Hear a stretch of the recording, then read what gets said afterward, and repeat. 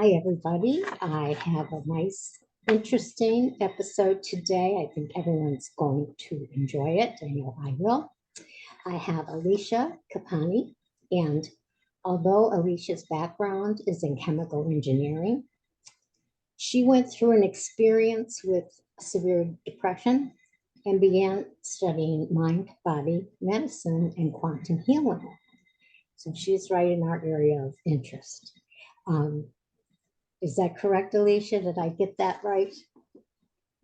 Yes, you did. Okay. And you're in Canada, part of Canada. That's where you live? Yes. Okay. So she became a quantum health coach and holistic health practitioner, a mind-body mentor, and she uses her own experiences to guide her clients back to their own wisdom and power. I really like this topic because we'll share. You'll see why I like it. Okay. So Alicia, let's talk about connecting science and spirituality because I actually belong to a non-denominational church called Unity on Beaches. And that is kind of our mindset. It's not a religion. We don't talk to the guy in the sky. We believe more about, I think, what you're going to talk about. So how do you talk about that, connecting science and spirituality? Yeah. So, I mean, it does relate when people say like everything's pure love and things like that. Like, I kind of look at everything as consciousness and frequency and energy, which does actually align a lot with spirituality. So I believe that like if you were to break down what we're made out of to the smallest particles and atoms, we're made out of mostly vibration and empty space. It's like 99.9999999% empty space and like 0.8 zeros and a one matter. So you're mostly vibration and empty space instead of matter. So you're an electromagnetic being. So you're constantly giving off a frequency. So I always say that there's three main functions to your energy body. You're a transmitter, so you're constantly giving off a frequency that people can feel. You're a receptor, so you can feel other people's energy and frequency. It's like when you can tell that someone's upset and you don't know why and they don't even have to say anything. And you're a transmuter, so that means your body already knows how to dissolve and transmute energy or emotions. When I say energy, I mean emotions. I mean like a state of being, a frequency. So if you've ever seen The Human Scale of Consciousness by Dr. David Hawkins, I'm not sure if you've seen it. It's in his book, Power versus Force, and some of his other books. But it's pretty much a scale of emotions, and each emotion, has a frequency. Like shame is the lowest frequency on the human scale of consciousness. And then there's fear and guilt, apathy, etc. So this is detectable. 8 to 10 feet outside of our body, you can measure your frequency and your state of consciousness. Even though it actually spreads out infinitely beyond that, it is detectable 8 to 10 feet outside your body. So I'm a huge believer that everything in your reality is a reflection of your state of consciousness. So you're seeing things that are trying to show you what you're carrying. So if you're carrying energies like shame and fear that aren't aligned with your natural state, I believe our natural state is unconditional love, unconditional joy, peace, vitality, freedom. That's your natural state. So all these other energies that you're carrying, they're not your natural state. So they want to be released. So it's like life's trying to show you that you're carrying them. So it will mirror back to you through whatever it needs to be for you to bring up those energies. You will create or co-create or manifest, whatever the word is that you want to use. So that's how I kind of that's connect. a extensive, good way to describe. I'm talking, I'm thinking about, I have a great grandson. I can't believe it, but I have a great grandson, and he's 3. And I watched as he went in the beginning from, like you said, all joy, all love, freedom, to now learning about shame, learning anger, learning all these things. He's only 3. He wasn't born with those things. He mimics things he sees or he absorbs it. But what a big change I've seen in him.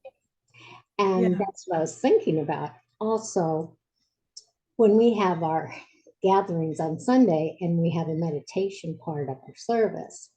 And we are told that 50, 60 people, whoever's there that day, we are sending those thoughts outward, like you said, positive thoughts, loving thoughts, good thoughts. And it does have an effect. And our minister, Taylor Stevens, who will have his own podcast soon called Radical Spirituality, which I can't wait. He says, picture if everyone in the world just took 5 minutes to do that.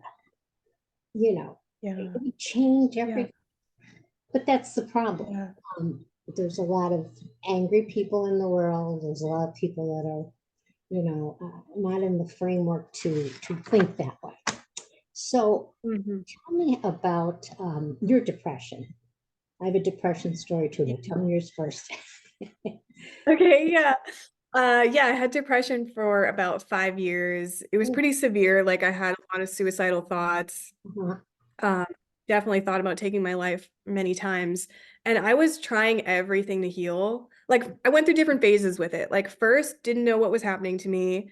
And then I went through a phase where I guess I was trying to heal, but I wasn't really trying to heal. You know, it was more like make the pain go away.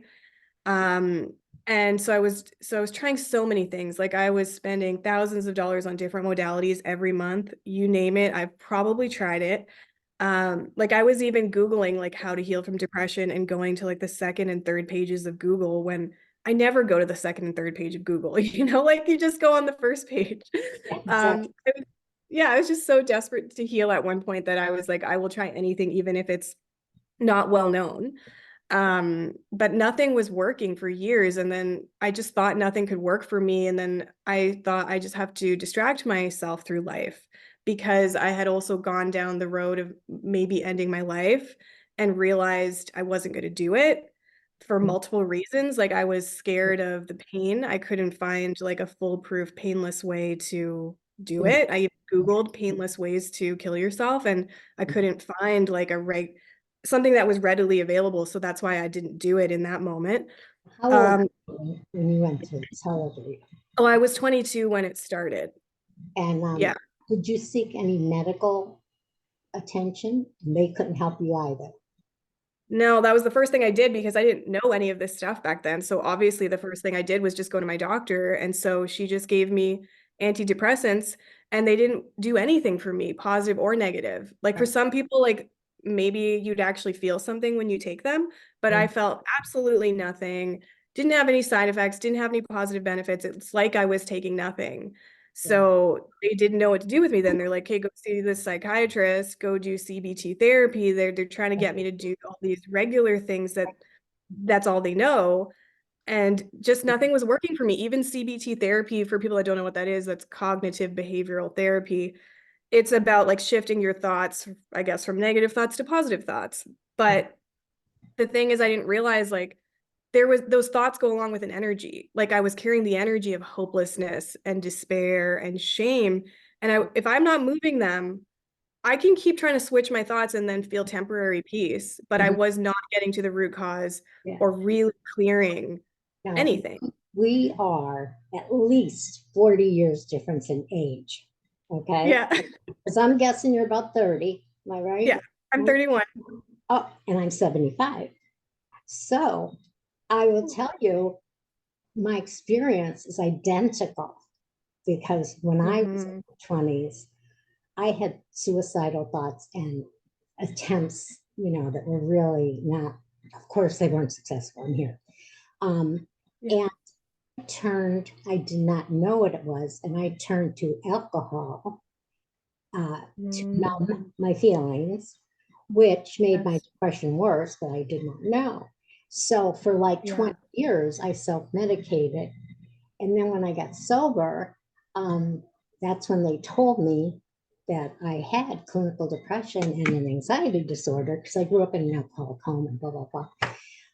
It's my book. I wrote a book, Raised by Wolves, Trapped by Demons. So the wolves were my parents and the demons were the men. Okay. And then when I got sober, I had to work on the demons that were in here. Okay? And I still had bouts of depression. Okay. And Mhm. it is an ongoing journey. It doesn't just go away. Do you know what I'm saying? I don't think you believe that it's just gonna, you can get it under control. Maybe you think you can heal it 100%. I don't know. What's your thought on that? Oh, yes, 100% you can heal it, Yeah. 100%. Um, Oh, yeah, it's funny, actually, a lot of people have been saying the same thing that you're saying, everyone that invites me on a podcast, and I'm actually shocked to believe that people think that you can't heal from depression, because that's actually, I find, the easiest thing to help my clients with than any other thing, because I help people with mental and physical illness.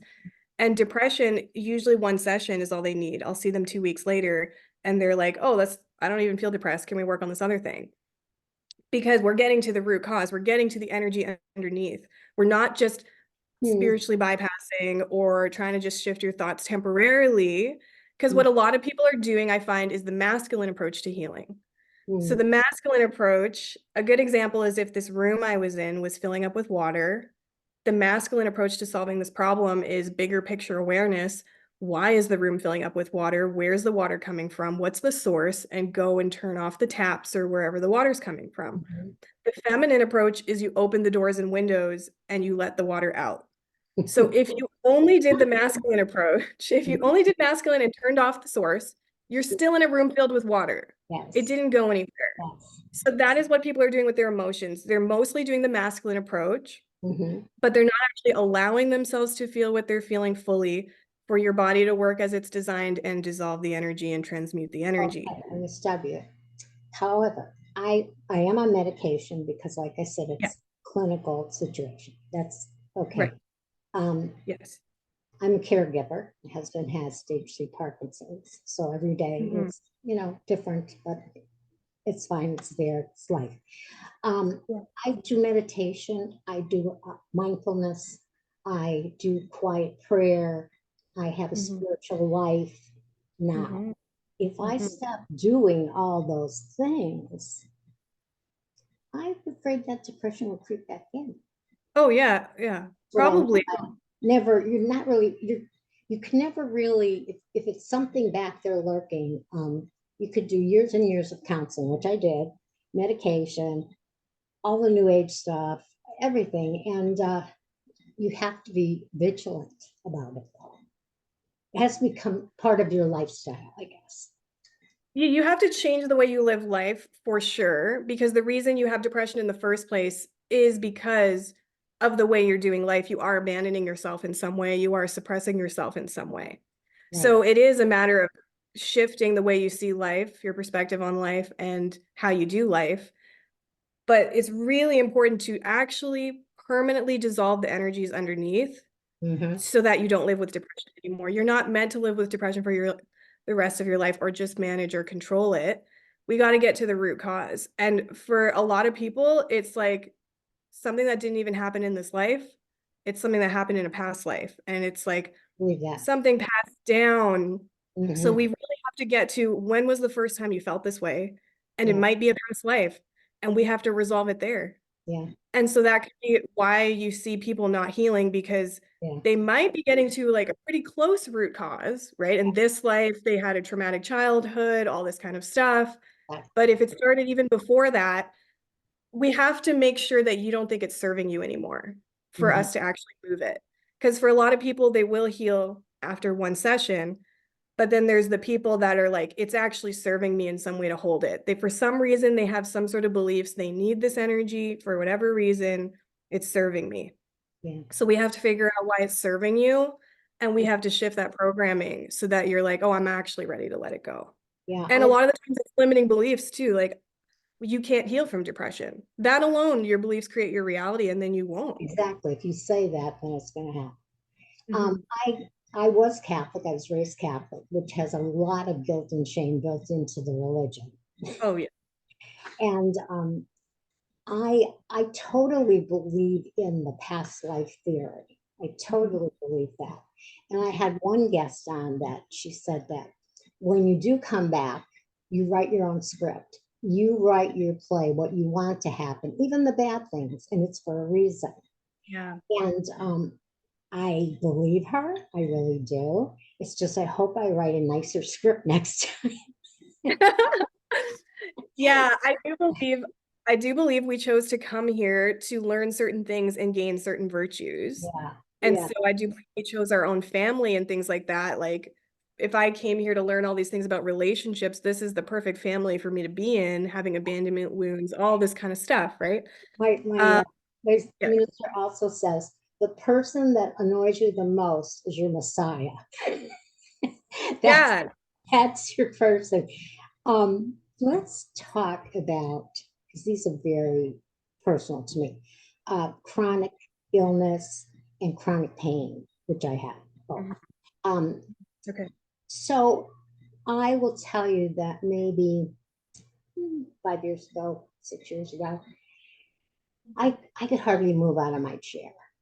I had 85% of my stomach removed because of an infection, and I had a double mastectomy, and they said I had fibromyalgia, which is like an umbrella term, Yeah, it is. Sjogren's syndrome, blah, blah, blah. And I was tired Mhm. all the time. And Mhm. somehow in 2020, when I wrote my book, it's like a switch got flipped. And now I have a lot of energy and a lot less pain unless I overdo something. And what do you think about that?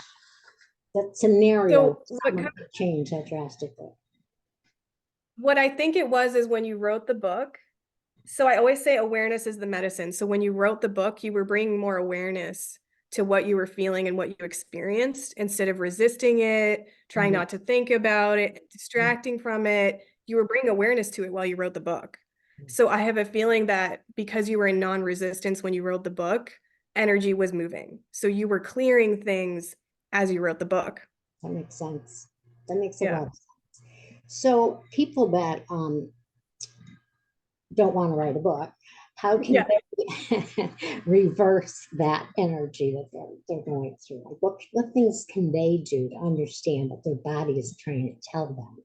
Yes. Yeah. Okay. So life is actually going to do this for you. So life is actually trying to show you what you're carrying. So when I was saying earlier that everything's a reflection of your state of consciousness, if Mhm. you actually received everything that shows up in your life that triggers you, including your illness, what does the illness bring up? What does it make you feel?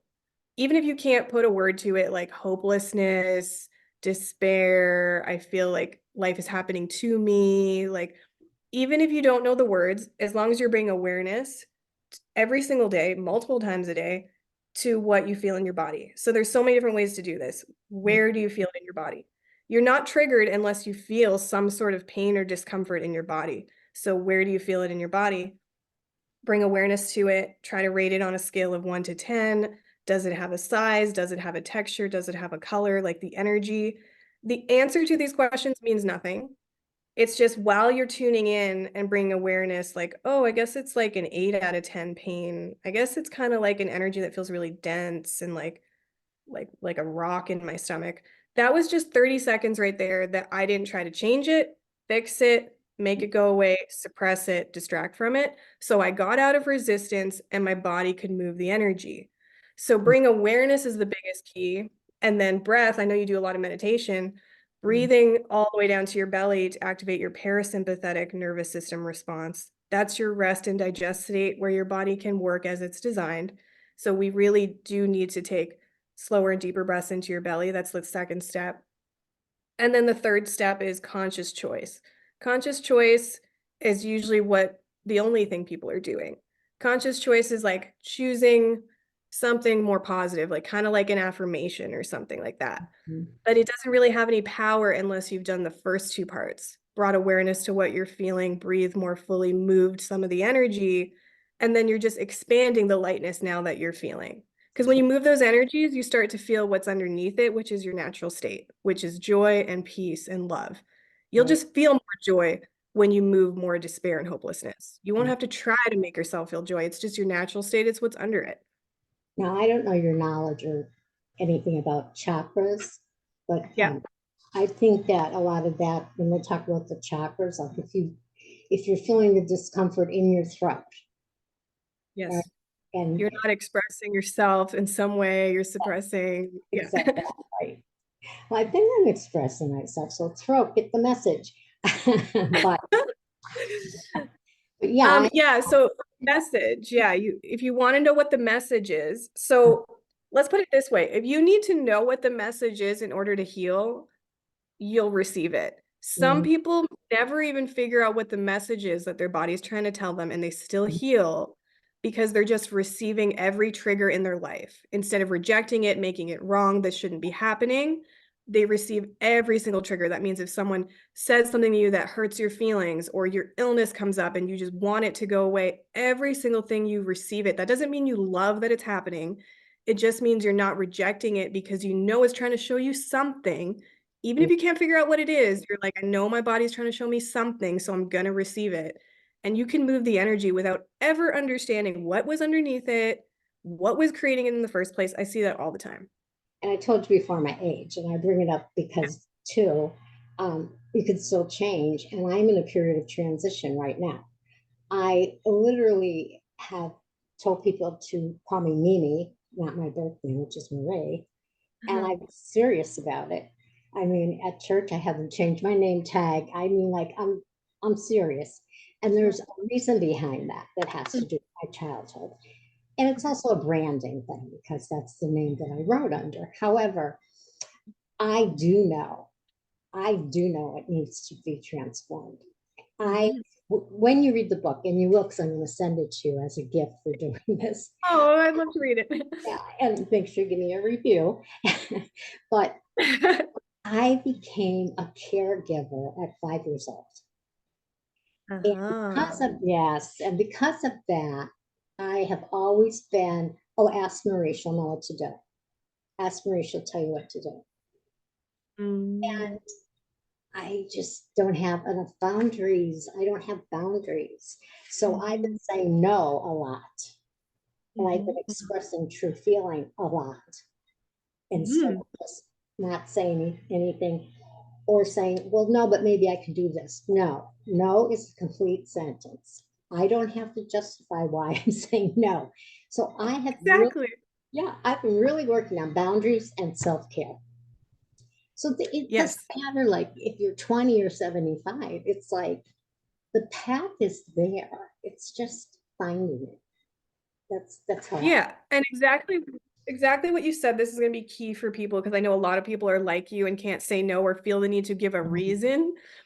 The thing is, when you don't give an explanation or a reason and you just say no, you're going to feel everything that makes you want to do that in the first place. The reason you abandon yourself in the first place, the energies you're carrying, you're going to feel all of them when you don't give the explanation, which is a good thing. We want you to feel it so you dissolve it so that it's not going to be hard for you to say no in the future. When you're not carrying those energies anymore, it'll just be natural for you to say no when it's a no. And you won't feel bad about it. You won't feel guilty about it because you just welcomed the energies. And So it's so great that you don't give an explanation. yeah, and I'm still learning. Um, I still get triggered. I mean, I was when I got sober. I'm sober 34 years. Okay, and the first 9 years, counseling nonstop. I even went away twice sober because I had an eating disorder crop up. Because sometimes when you put down one addiction, you pick up another. And then 5 years Mm-hmm. sober, I got very depressed, and I went to work on family of origin things, which is exactly what we're talking about. Where does this come from? And I know today, like I'll get triggered and I'll stop and I'll feel what's in my body. And usually it's in my stomach. It's like Mm-hmm. butterflies or queasy, you know. And then I Yeah. say, well, okay, what's that about? Um, my therapist, my psychological therapist, like several therapists, physical, speech, psych, but Yeah. she forgot my appointment a couple weeks ago. We do it on Mm-hmm. Zoom, and there's a mix up.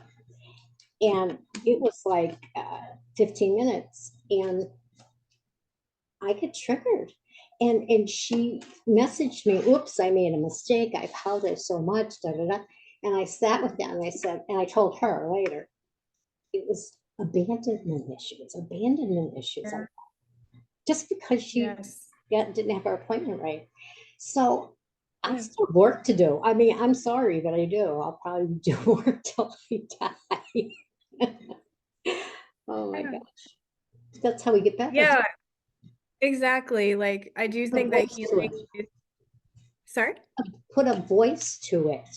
You know, like I wrote the book, I don't care. Everybody knows my story, and it's fine with me. I'm not ashamed of anything that I did. Yeah. I'm not. And putting a voice to it when I talk to a counselor or a good friend, you know, that's Yes. part of it. People keep things in. They don't. Yeah. And actually that's one of the laws in the sixth plane of existence. It's called the law of witness. So sometimes people will literally just hold on to their energy until it's witnessed by themselves or witnessed by another person. And they're like, okay, now I'm ready to let it go. It's just a really big thing, which is why I find people move energy faster when they're working with someone. You can 100% do this on your own. And I move through stuff on my own all the time. But if I'm really going through something, I book a session with my practitioner because I move energy faster when I Mhm. have someone there to witness it and hold space for me. Just boom, moves way faster. I know. I wish I could talk to her every day instead every 2 weeks. Like the 2 weeks will go by and we'll Zoom and she'll say hello and I'll go, oh my God, you can't leave me alone for 2 weeks. Wait till I tell you. I tell her, you know, it's family stuff, it's the husband, it's people that you have to work with in your organizations. It's just everyday things, but sometimes it's not. Sometimes it's serious. And but it's true because when I'm done, I feel 100% better because I think I Yeah. got feelings get affirmed that, yeah, you should feel that way. It's normal to feel that way, Oh, yeah. you know? Yes.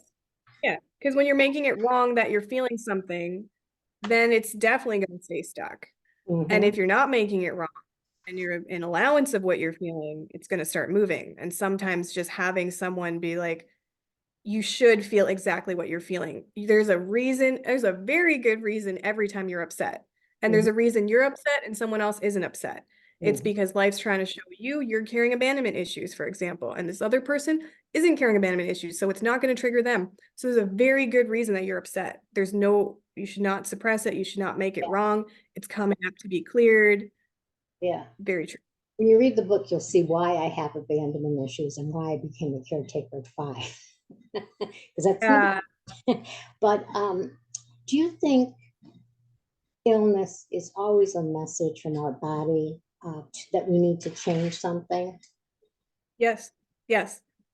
It's your body's way of trying to get your attention. And I actually find with most people, it only turns into an illness when you've missed the subtle signs that have been there before. So Mhm. it could have just shown up in your relationships or something before, like, you know, every time you dated someone and they abandoned you, you felt something, and maybe Mhm. you didn't clear it when it was more subtle showing up in your relationships. So Mhm. then it would turn into some sort of an illness. So you're like, okay, your body, because your body's never going to give up on you. This is your body's way of never giving up on you. And it's like, no, you deserve to live in unconditional joy, unconditional peace, unconditional love. So I'm going to show you what you're carrying that doesn't align with that.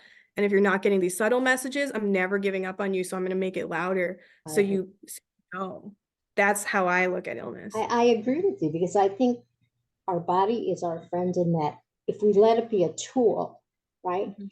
that gives us insight and Mhm. it manifests, like you said, probably in illnesses. Now, I have a lot of inflammation in my body, and I know that's directly connected to the things that I experienced in life and whatever. Um, and what are some common manifestations that may be blocks that you've seen, like in your clients? Yeah, there's a lot. I think one of the biggest ones is not believing something is possible or just having very limiting programs or beliefs that you've been taught when you were a kid on what's Mhm. available for you, how life works, and what's possible. So we got to clear all that kind of stuff for you to actually see something different. If you Mhm. truly believe like, this illness cannot be healed, well, that's your manifestation block right there. You're not going to heal from it. We have to clear that belief. Um, fears, like fears that you'll lose something, fears like I can't have it all. Like once I have this, I'll lose this other thing is a big one. So I'll have people like imagine like, what if you had this thing in your life literally right now? And one of the things that people say is, well, it can't happen right now. It has to take time. That's a big manifestation block. It can't happen just like that. It has to be gradual. You can't heal an illness overnight. You can't have, all the clients and money you want overnight, blah, blah, blah. So time is a big one. It is. It can't happen right now. So we have to change beliefs on time, on how fast something could be available for you. Worthiness is a big one. I'm not worthy of deserving of having this thing in my life. I was taught that I'm not capable of this. Right. Right? There's so many. So if for people that are listening, if you just imagine this manifestation, imagine what people would think too. Like your friends, family might be a reason why you don't want this thing. Oh, they're going to judge me. They're going to whatever, right? That's a big one too. What's my family going to think? What are my friends going to think? Very key in a lot of things. Do you have a website? Do you have a website where people, what's your website? It's aliciacapani.com. It's your name. It's your name. Okay, that's my name. Okay, because we only do like a 40-minute segment and this like just flew right by. But there's so many things I want to talk to you about, especially relationships and unconditional love for yourself and just so many things that we could talk about. Don't you agree? We have a lot more. Yes. Oh yeah, totally. We could do multiple ones. And also, after I send you my book and you read the book, you'll get back to me and say, oh, let's talk about this topic. Because you'll see that we have kind of maybe something in common. I don't know. You never know. Oh yeah, I've got abandonment wounds too. I think we could do a whole thing just on abandonment issues. That sounds good. Yeah. Well, Alicia, this was lovely. I really enjoyed talking to you, and we're going to do this again. All right. So people watch for this. My podcast is called Be Heard Women Empowering Women. And I think you put out a lot of empowerment advice today. So I want to thank you very much. Thank you. Thanks for having me. I hope this is helpful for those that listen to it. I'm sure they will. I'm sure they will. All right. Bye, everybody. We'll see you next time on another wonderful episode, because these women are out there, these intelligent, beautiful women, and my job is to bring them into the foresight of everybody. Okay, bye.